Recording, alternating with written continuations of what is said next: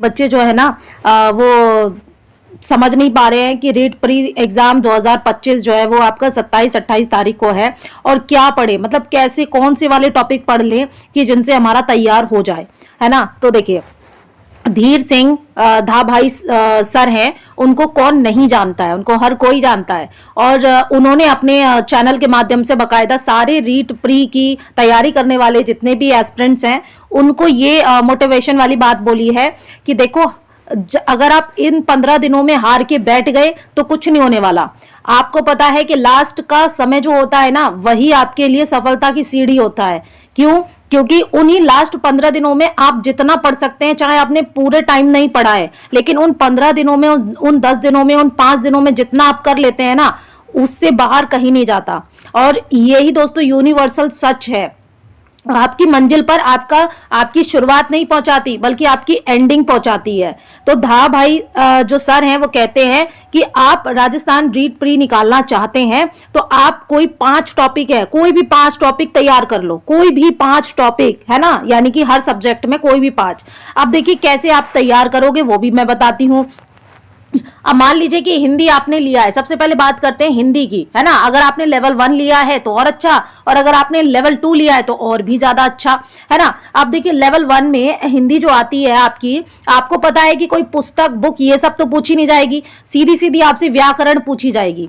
अब व्याकरण में सबसे इजी टॉपिक्स कौन से हैं उनको आप पहचानिए और उनको आप याद करिए, यानी समझिए। जैसे कि आपने अगर सीटेट का कोर्स किया या कोई भी आपने कोर्स किया हुआ है पहले से ही, है ना, पहले से ही आपने लिखा हुआ है, तो जैसे कि संधि, आप संधि कर सकते हैं, है ना, संधि टॉपिक कर सकते हैं, है ना। इसमें से आपको 2 क्वेश्चन मिल जाएंगे, है ना। आप समास कर सकते हैं, बहुत ईजी टॉपिक है, समास आप कर सकते हैं, और इतना डिटेल में नहीं जाता है दोस्तों। ये सिर्फ जब मैंने सीटेट एग्जाम दिया था ना, तो पहली दफा जब मैंने दिया तो मैंने अपने पूर्व ज्ञान के आधार पर दिया। हालांकि फर्स्ट टाइम पर मेरा निकल नहीं पाया था, मैंने लेवल 1 लिया, लेकिन सेकंड टाइम पर है ना, मैंने स्ट्रैटेजी ऐसी बनाई कि मेरे को जो 12th लेवल पर, ग्रेजुएशन लेवल पर, पोस्ट ग्रेजुएशन लेवल पर आता था ना, मैंने उसको छोड़कर जो मुझे नहीं आता था मैंने उसकी तैयारी की। और फाइनली इस बार 2024 के अंदर जब 1 जनवरी को रिजल्ट आया तो मेरे 197 मार्क्स थे, है ना, यानी कि 300 में से।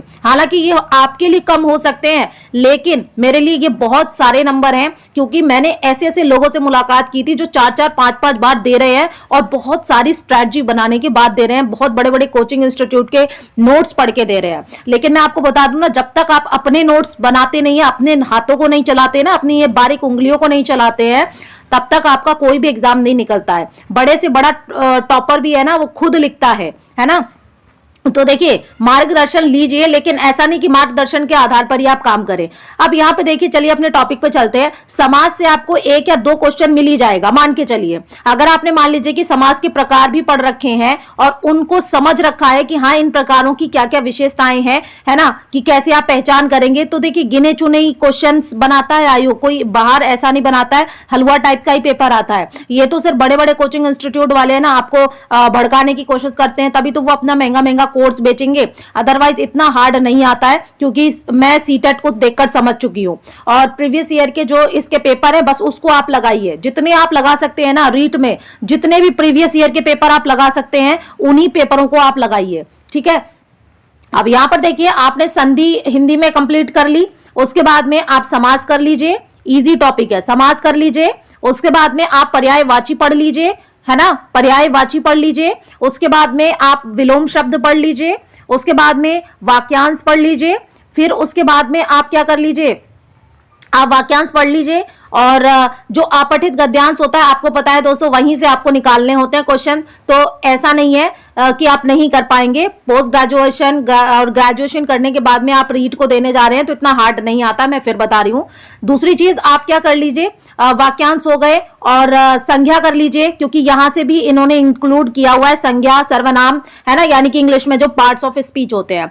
अब अगर आपने देखिए ये तो आ गया आपका हिंदी का। अगर आपने इतने टॉपिक भी कवर कर लिए है ना, तो आपके 12 नंबर इसमें से कहीं नहीं गए, 12 नंबर कहीं नहीं गए हैं दोस्तों, ठीक है। अब मान लीजिए कि आपकी हिंदी की शिक्षण विधियां हैं, शिक्षण विधियों में 10 क्वेश्चन आपसे पूछे जाएंगे, 10 से 12 भी हो सकते हैं और 10 से 8 भी हो सकते हैं। तो शिक्षण विधियों में से आप कम से कम 10 क्वेश्चन का आंकड़ा लेके चलिए। अगर आप 12 और 10 हिंदी में 12 और 10 कवर कर लेते हैं तो आपके 22 क्वेश्चन सही हो जाएंगे और 22 नंबर आपके बन जाएंगे। अब ये तो रही दोस्तों हिंदी की बात। अब बात करते हैं, अब अगर आपने दूसरा सीडीपी तो आपका है ही है, तो सीडीपी में आप क्या करें, आप जैसे अधिगम वाला पढ़ लीजिए, है ना, अधिगम वाला चैप्टर पढ़िए। दूसरी चीज राष्ट्रीय शिक्षा नीति 2020 वाली पढ़िए, है ना, 2011 और 2009 वाला जो आपका आरटीई एक्ट है ना उसको पढ़ लीजिए। ठीक है, यहां से इनसे आपके बुद्धि पढ़ लीजिए, बुद्धि वाला चैप्टर पढ़िए, बुद्धि से काफी क्वेश्चंस आए हुए हैं, है ना, बीने साइमन है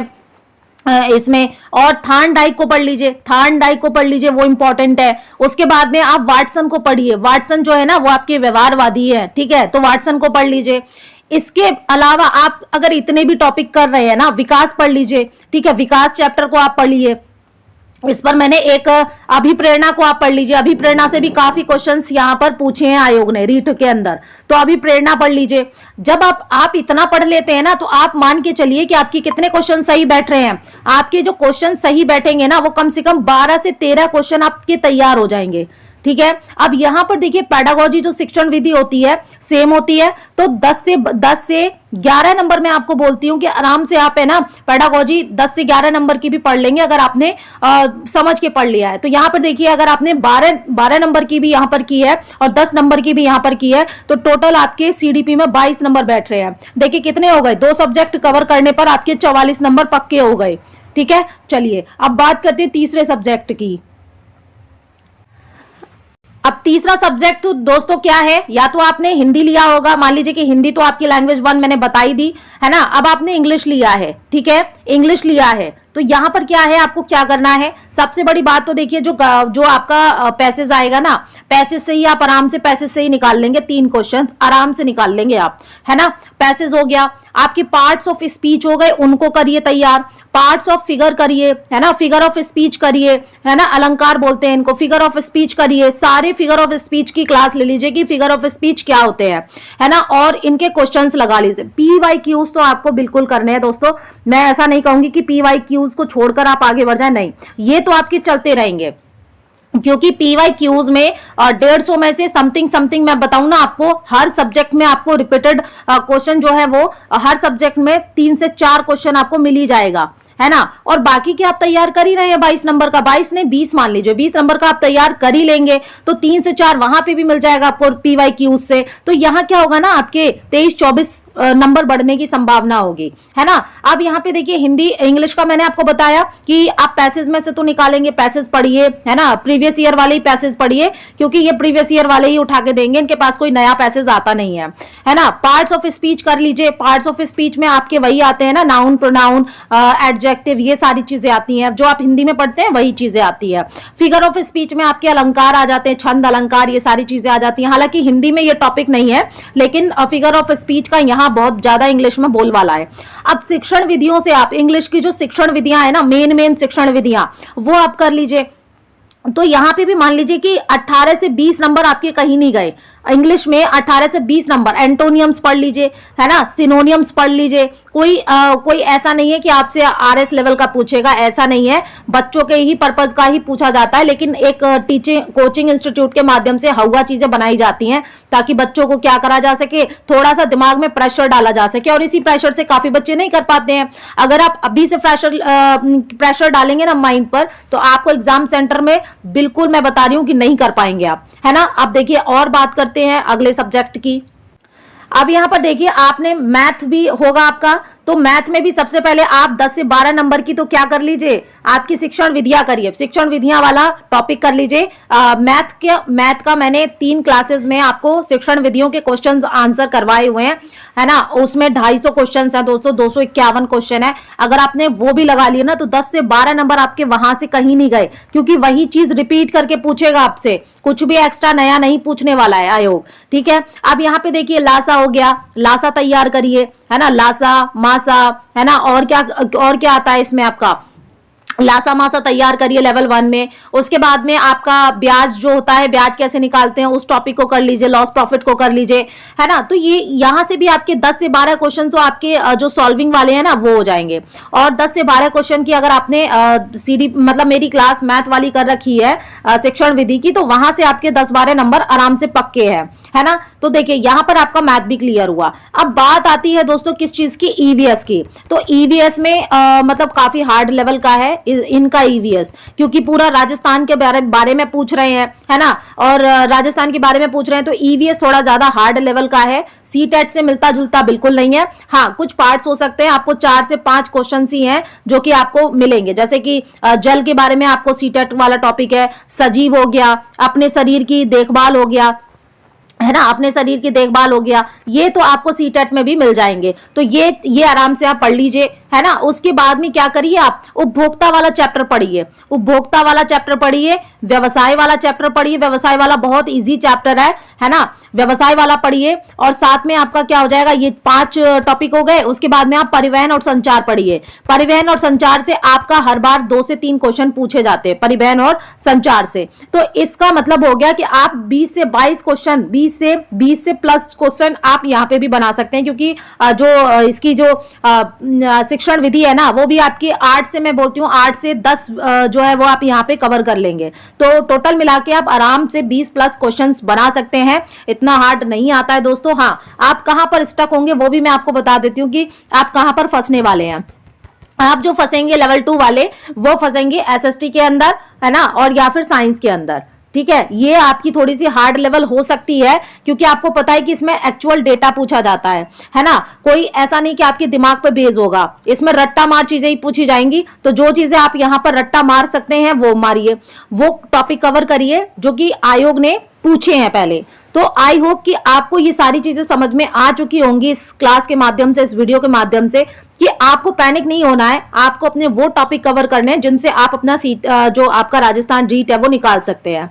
बाकी दोस्तों इस क्लास में बस इतना ही आपको मोटिवेट करने का काम किया गया है इसके माध्यम से।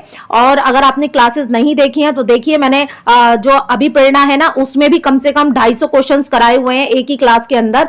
तो जाकर उसे देख लीजिए, काफी क्वेश्चंस आपको मिल जाएंगे। PYQs भी उसमें ऐड किए हुए हैं मैंने। उसके बाद मैथ का भी मैंने आपको करा दिया है, रीट प्री हो चाहे रीट लेवल 1 लिया हो, रीट लेवल 2 लिया हो। शिक्षण विधियों के 251 क्वेश्चन मैंने वहां पे करा दिए, कर लीजिए जाकर। राजस्थान की भाषा और बोली वाला जो चैप्टर अभी इंक्लूड हुआ है ना, उसको भी मैंने कवर कराया है पूरा एक क्लास के माध्यम से। तो जाइए, 30 मिनट्स की क्लास है वो, उसको देखिए और देखने के बाद वहां से अपने 2 क्वेश्चन या 3 क्वेश्चन अपने तैयार करिए। क्योंकि एक्चुअल में क्या है ना दोस्तों, जो राजस्थान में भाषा और बोलियों वाला चैप्टर जोड़ा गया है ना, वो दरअसल बेस्ड है किसके ऊपर, हिस्ट्री के ऊपर ही बेस्ड है। तो ज्यादा हार्ड है नहीं है वो। हुआ समझने की कोशिश मत करिएगा, बहुत इजी टॉपिक है, लेकिन पढ़ना पड़ेगा, है ना। सिलेबस जो है वो बहुत इजी होता है, लेकिन पढ़ना पड़ता है। तो चलिए, इस क्लास में बस इतना ही। अगर आपको क्लास पसंद आए तो इसे लाइक शेयर कमेंट जरूर करिएगा, और आपकी कितनी तैयारी कहां तक पहुंची कमेंट में जरूर बताइएगा। फिर मिलते हैं अगले मोटिवेशन या फिर किसी जो भी आप कमेंट में लिखेंगे कि मैडम इस वाली पर बना दीजिए, तो मैं डेफिनेटली आपके लिए लेकर आऊंगी। लेकिन मैं कोशिश करती हूँ कि आपके लिए जो हिंदी के अंदर विलोम वगैरह पूछे जाते हैं उनकी एक क्लास लगा दूं, ताकि आपका जो है वो तैयार हो जाए, हिंदी भी तैयार हो जाए। एटलीस्ट मेरे चैनल के माध्यम से आपकी 12 से 13 नंबर जो है वो पक्के हो जाएंगे।